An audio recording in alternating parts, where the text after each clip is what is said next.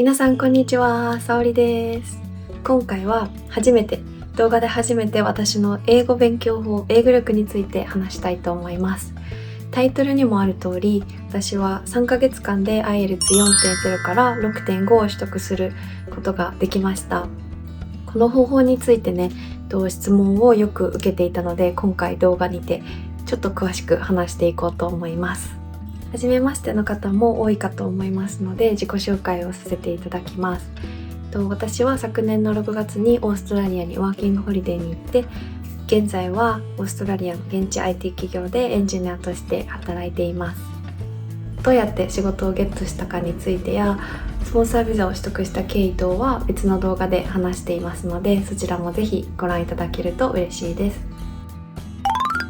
私は全然英語ができない人間でした。以前勤めていた会社の昇給要件の一つに TOEIC600 点っていうのがあったんですけど、私はそれがずっと取れずに、会社で受けては300点台とか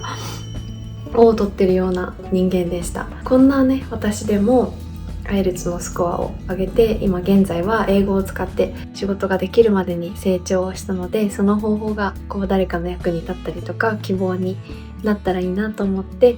この動画を作成しました。結論から言うと、私はオーストラリアのワーキングホリデーに行く前に3ヶ月間フィリピン留学で IELTS の対策コースを取って勉強していました。フィリピン留学にフォーカスした動画っていうのは別で作ろうと思っているので、ちょっとお待ちいただけたら幸いです。この動画では3ヶ月間私が実際に実施したことと、また各勉強に対して意識していたこと、また自分の英語力がどのように変化したのかっていうのを具体的にその月ごとに話していこうと思います。はい、では早速事前準備のフェーズについて話していきたいと思います。まず一つ目が、もうこれが一番大事と言っても過言ではない目標設定です。具体的には2つ決めるのが大事だと思っていて、1つはなんで私は IELTS を勉強したいのか、勉強する必要があるのか、そのスコアを取った先にどんな自分がいるのかっていうのを具体的にイメージすることが大事だと思います。ただ英語力を上げたいっていう漠然なものではなくって、具体的にじゃあ英語を話して海外の方とコミュニケーションをとっている自分とか、じゃあ海外でバリバリね働いている自分、カフェで働いている自分とか、本当に具体的にその描写までイメージするのが大事だと個人的に思います。で、目的が決まったらそれに必要な IELTS のスコアを調べます。例えば大学の進学とかだったら、だいたい最低レベルが 6.0 とかになってくるのかなって思うんですけど、あとは語学学校とかだったら、その自分のね行きたいコースが設けてある最低レベルの IELTS とかがあると思うので、そこは自分の目的に合わせて目標を設定するのが大事だと思います。で、私がこの時どのような目標を立てたかっていうと、海外で働きたいっていうのがずっとあったので、働くためにはまずどういった方法があるのかなって考えた時に、一つが今私が実践したワーキングホリデービザから現地の企業に就職するっていうのと、現地の学校で学位を取ってそこから就職するっていうパターンかなって思うんですけど、それに伴って、大学や大学院って要求している IELTS のスコアが最低レベルで、6.0 から、6.5、7ぐらいだったんですね。なので、私は最低でも6.0、欲を言ったら 7.0 欲しいなっていうところで目標設定をしました。はい、じゃあ目標が決まったら続いて2つ目は最低限のテキストを購入することです。私は単語帳、IELTS の単語帳と公式問題集を購入しました。こちら、私が購入したのはこの2つです。で、まず単語帳は一番最初に買った方がいいと思っていて、どの単語帳を買うかに関しては、有名なものとか自分が手に取って気に入ったものを買ったらいいかと思います。で、私が調べた時にはこの2つがね結構上位に上がってきたので、私はこれをなんとなく選びました。で、特に問題はなかったです。公式問題集に関しては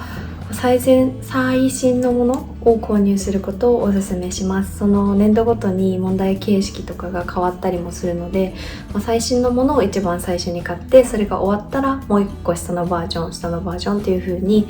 購入していったらいいんじゃないかなと思います。一応私が購入した単語帳と公式問題集についてリンクを概要欄に貼っておくので、よかったらご参照ください。私が0ヶ月目にやったこと3つ目ですね。この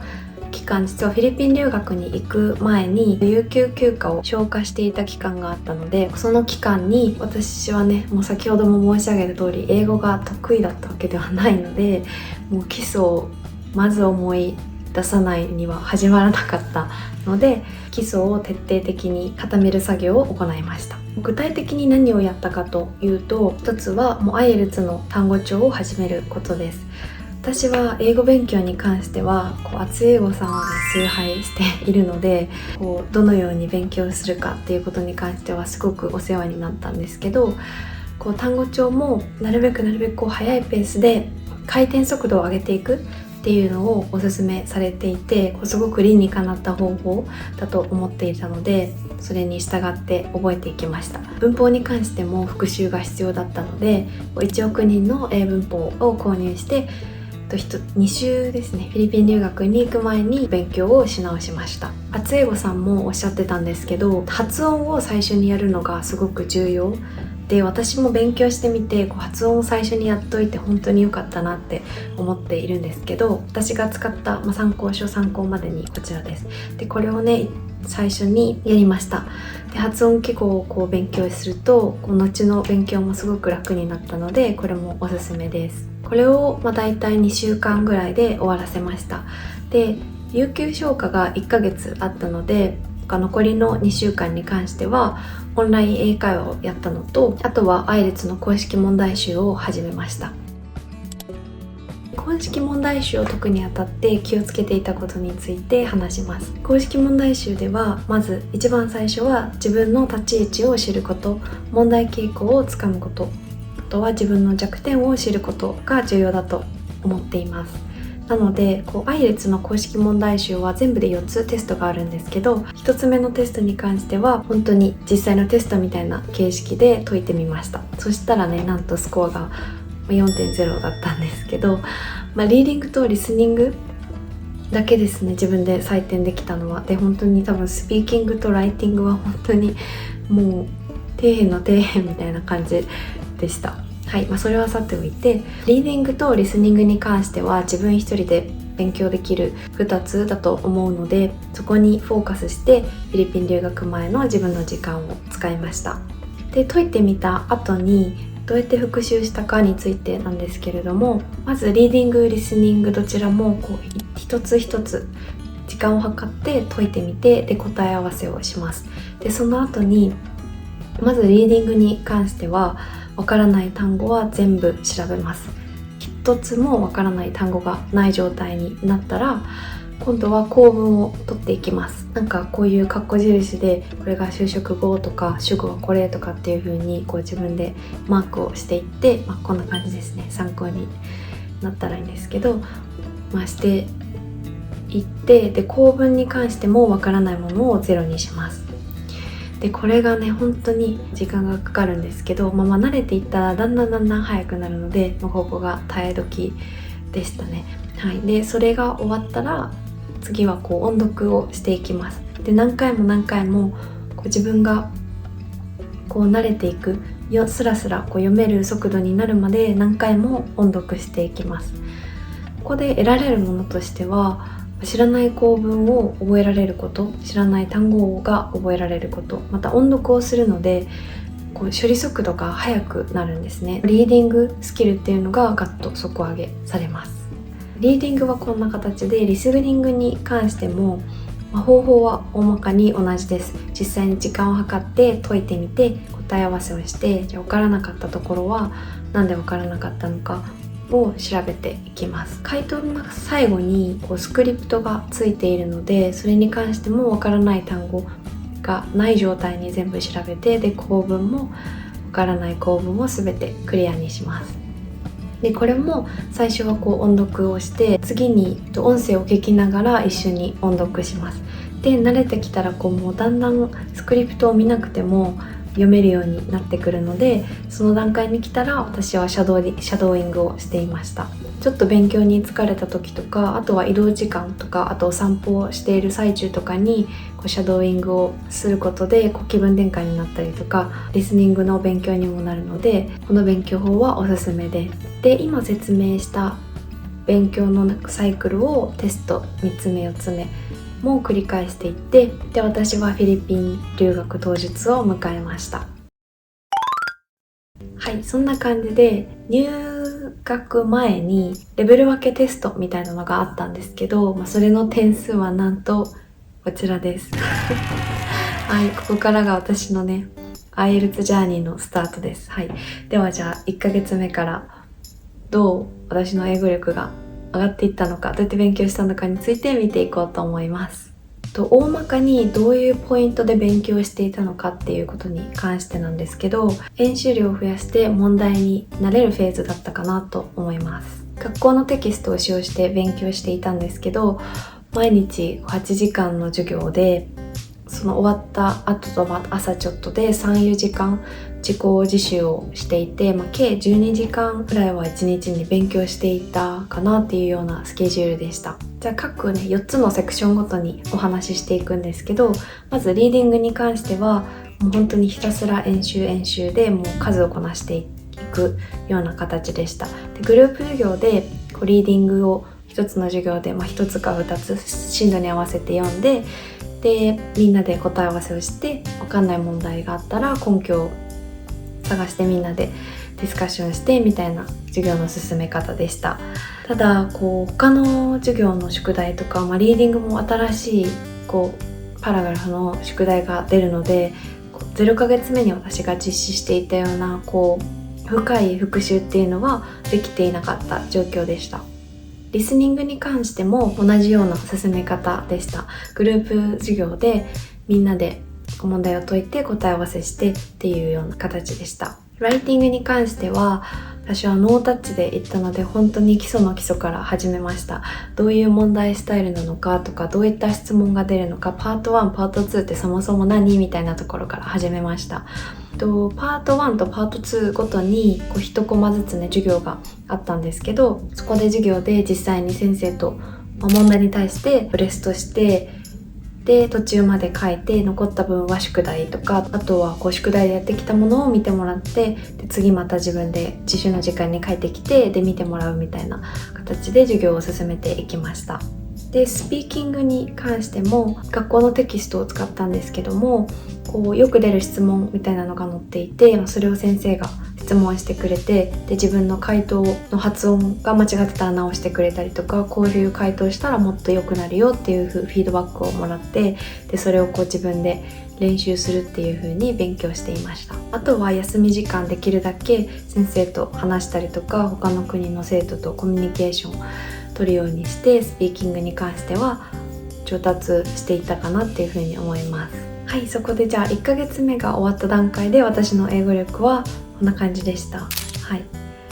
1ヶ月目よりね上がったので、良かったなっていう風に思った記憶があるんですけど、まだまだ目標にはねまだ遠いっていうような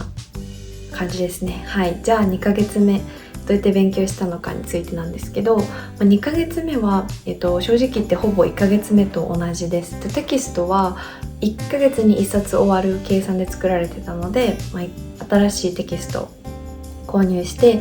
ーディングリスニングに関してはひたすら演習で、スピーキングライティングに関しては先生にから質問をもらって答えて、それを直してもらってっていう風に勉強していきました。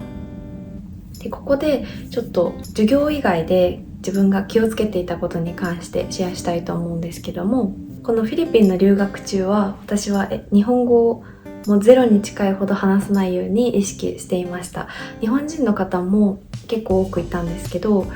私は日本人の方とも英語で話そうと言って話していました。目的がフィリピン留学に関しては英語の上達だけだったので、私はそこは徹底して iPhone の設定も英語に変えて、できるだけ日本語の文字を見ないようにとかっていう風にしていました。あとは朝起きたら散歩をしていたんですけど、その間も何かシャドーイングをしたりとか、英語のポッドキャストや YouTube のテッドトークを聞いたりとか、暇さえあれば耳から何か勉強するっていう風のを心がけていました。また勉強の休憩途中とか、歯磨いてる時とかも、その時々にできる勉強っていうのをするように心がけていました。あとは週末1日は絶対に勉強しない日っていうのも作りました。これは実はフィリピン留学に行く前に読んだ本なんですけど、これ個人的にすごいおすすめで、論理的に効率的な勉強法とか、なんでそれが効率的なのかっていうのを説明してくれてる本で、よかったらね、ぜひ読んでみてほしい本なんですけど、そこにも書かれてる通り、休むことってすごく大事で、脳をねリセットすることで、また別の1週間頑張れるっていうのが科学的にも証明されてるみたいなので、私は土曜日は絶対に勉強しないと決めていました。その代わりに語学学校の友人と外に遊びに行って、そこでちょっとね会話をしてっていうような形で過ごしていました。であとこちらは、一見勉強には関係ないかもしれないんですけど、毎日の食事の栄養バランスに気をつけることです。これもね先ほど紹介した本に書いてあるんですけど、脳にすごく何を食べるかっていうのが影響するので、それも気をつけていたことと、あとは運動ですね。これも記憶力の定着とか集中力アップに効果がすごくあるので、継続して行っていました。ジムが学校についていたので、私は授業が終わってご飯の合間にジムに行くようにしていました。実は2ヶ月目の中旬に本番のIELTSのテストをフィリピンで受けました。結果がなんとこちらです。はい。そうですね。初めてで、今でも覚えてるのがスピーキングの先生がねすごい威圧的な方で、私それにすごくビビってしまって全然喋れなかった記憶があるんですけど、本当に自分のスコアがね欲しいっていう前にね一回練習として受けておきたいなと思ったので受けてみました。そこから2週間後また学校のレベル判定テストを受けて、結果がこんな形です。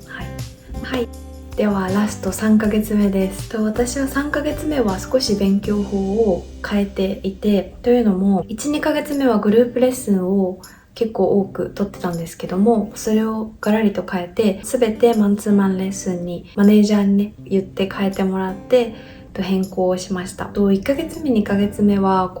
復習の時間をあまり取ることができなかったので、そこに結構課題感をちょっと持っていたので、そういう風なスケジュールに変更しました。であとライティングとスピーキングにフォーカスして勉強するようにしていました。で具体的にリーディングリスニングに関しては無料のね IELTS のサイトがこんな形であるんですね。これすごく便利です。ぜひチェックしてみてください。もし知らない方がいたら概要欄に貼っておきます。私はこれを使って先生と一緒に問題を解いて、で答え合わせをしてっていうのを毎授業していました。で隙間時間にも自分でこれを使って解いてみるといった形です。でリーディングリスニングはそんな形で、主に復習方法は0ヶ月目に話していた方法と本当に一緒です。ライティングスピーキングに関してで、まずライティングなんですけども、公式の問題集の中から問題を選んで自分で時間内に解いてみます。でそれを先生に添削してもらうっていう風にしてたんですけど、3ヶ月目からペーパータイプから PC タイプに変えたので、パソコンを使って勉強していました。でノートを作っていたんですけど、こんな感じで、そうですね、ざっと見てもらうと分かるんですけど、グラフパート1だったらこんな形でグラフを貼ってまず解いてみて、であとこの表現に置き換えたらもっとスコアが上がるとか、先生はねもう全部知ってるので、そういう風に添削してもらって、でそのフレーズを私はノートに書いて、で寝る前に見たりとかして本当に覚えていました。であとはこんな感じでそのフレーズごとに使う構文っていうのを変えていくと点スコアが上がるみたいなテクニック的な部分もすごく教えてくれたので、これはすごくねライティングのスコア向上に役立ったなって思っています。でパート2に関しても同じで、この単語を使ってる同じ意味だけどシノニムで置き換えるともっとねアドバンスドな文になるよとかっていうところを教えてもらってブラッシュアップをしていきました。で最後の2週間に関しては私は試験をすでに申し込んでいたので、パート2に関してはできるだけテスト本番でこれ自分の意見がないっていうのを避けたかったので、先生と一緒にブレストをしてこんな感じでねノートを作っていました。じゃあラストスピーキングに関しては語学学校で出会った中国人の友人が中国版のよく出る公式の質問集みたいなのがあってそれをくれたんですね。なのでそれに対して自分の回答を本当に作っていました。全部スクリプトとするわけじゃなくてキーワードをね書いて、これもまた同じように自分の意見がないっていうのを避けるために自分の回答集っていうのを作っていました。あとはまた同じですね、授業中は先生から質問をもらって、でもっとこういう風な表現使ったらいいよっていうのを教えてもらってメモしてそれを覚えてっていうのを繰り返していました。スピーキングに関しては私アイレツの本番の試験を12月25日に受けたんですけど、なんとねそこでその中国版の問題集の中に出てた質問が出たんですね。なのですごいと思ったんですけど、日本版もね出たらいいなって思いますね。はい、もし知ってる方がいたらコメントで教えていただけると助かります。実際の試験はどんな感じだったかっていうところなんですけど、その試験でなんと6.5 を取ることができました。はい。で、試験も午前中にリーディング、ライティング、リスニングがあって、午後のお昼休憩を挟んでスピーキングのテストっていうスケジュールで申し込んだんですけど、私はお昼休憩中にビールをね2杯飲みました。ちょっと引かないでいただきたいんですけども、っていうのも